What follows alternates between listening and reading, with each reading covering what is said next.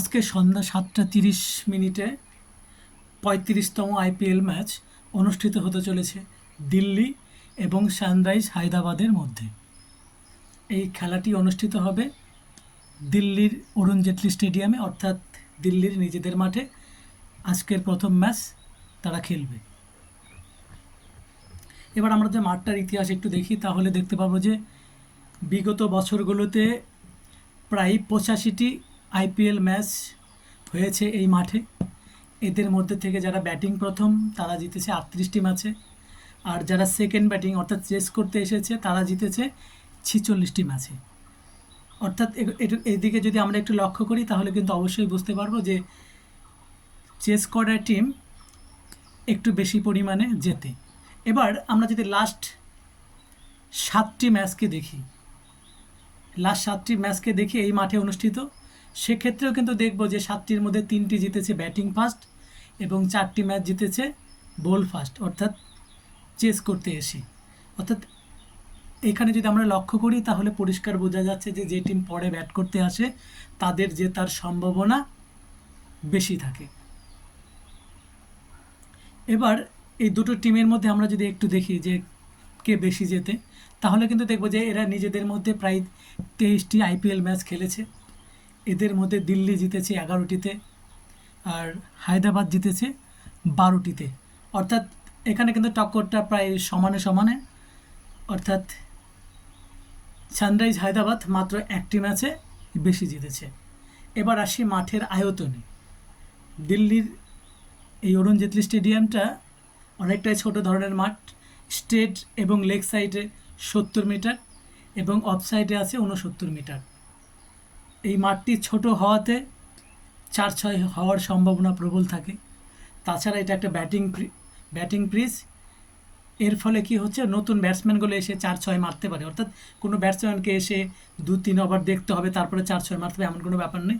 কোনো ব্যাটসম্যান যদি চায় তাহলে প্রথম থেকেই তিনি 4-6 মারতে পারেন। এই মাঠে টোটাল 6 ম্যাচ খেলেছে সানরাইজ হায়দ্রাবাদ এবং দিল্লি। এদের মধ্যে কিন্তু দিল্লি জিতেছে মাত্র 1টিতে আর হায়দ্রাবাদ জিতেছে 5টিতে। অর্থাৎ দিল্লির নিজেদের মাঠ হলেও এখানে হায়দ্রাবাদের জেতার হার কিন্তু অনেকটাই বেশি।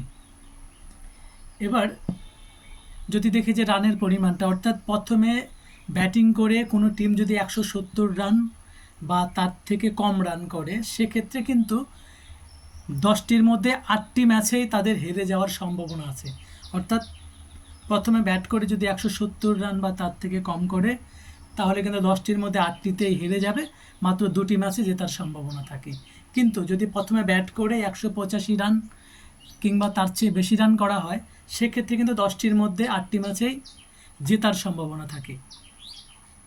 আর যদি রানটা 185 থেকে 70-এর মাঝামাঝিতে হয়, তাহলে ধরে নিতে হবে যে এটা ডিফেন্সও হতে পারে আবার চেজও হতে পারে।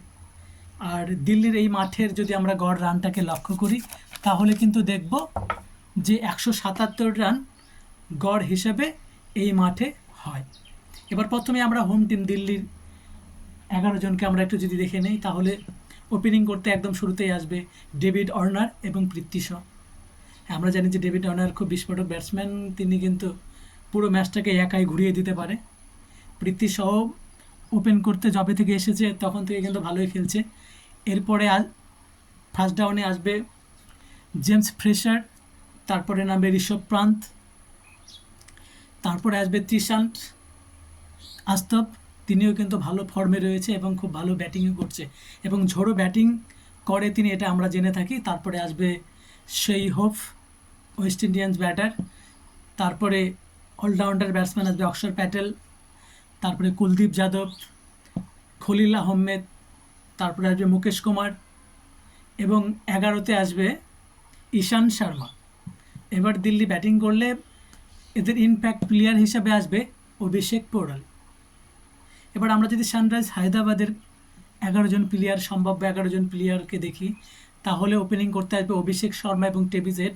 তারা দুজনেই দুর্দান্ত ফর্মে রয়েছে এবং খেলার শুরুটাতে এরা এমন একটা রান পৌঁছে দিচ্ছে যে বড় বড় রানগুলো এরা কিন্তু হামেশাই ডাল ভাতের মতন করছে। অর্থাৎ 287, প্লাস রান হামেশাই করছে। এর একটাই কারণ এই ওপেনার ব্যাটসম্যান দুটোর সাকসেসফুল, এবং এদের মধ্যে একটি ব্যাটসম্যান হয়তো 20-30 রান আউট যাচ্ছে, অপরজন কিন্তু ধরে রাখছে প্রায় শেষ পর্যন্ত।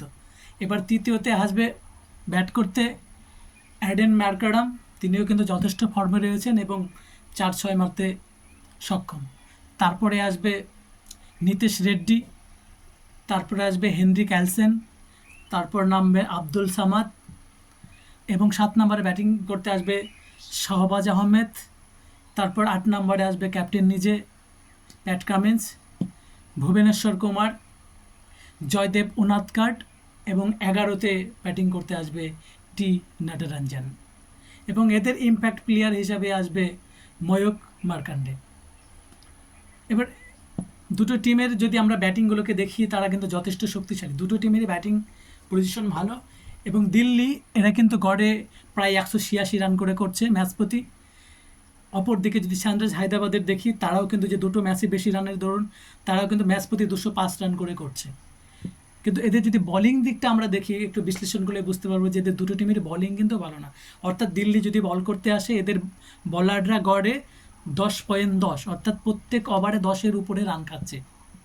আবার অপরদিকে সানরাইজ হায়দ্রাবাদ, তারাও কিন্তু ওই প্রায় সমকক্ষে, তাদের বলাররাও যদি বল করতে আসে তাহলে কিন্তু ওই হচ্ছে 9.7, অর্থাৎ ওই প্রায় 10-এর কাছাকাছি তারাও কিন্তু রান খাচ্ছে। অর্থাৎ বলাররা কিন্তু তাদের মার খাচ্ছে, কিন্তু ব্যাটিং যেহেতু তারা ভালো করছে, এর ফলে তারা ম্যাচগুলো কিন্তু জিততে পারছে। দুটো টিমেরই ব্যাটিং কিন্তু প্রবল শক্তিশালী। এবার আমরা যদি ভাবি যে দুটো টিমের মধ্যে কে জিতবে, তাহলে বলবো যে প্রায় 60-40-র মধ্যে আছে। তবে আমার মত অনুসারে আজকের ম্যাচটা জিততে চলেছে সানরাইজ হায়দ্রাবাদ।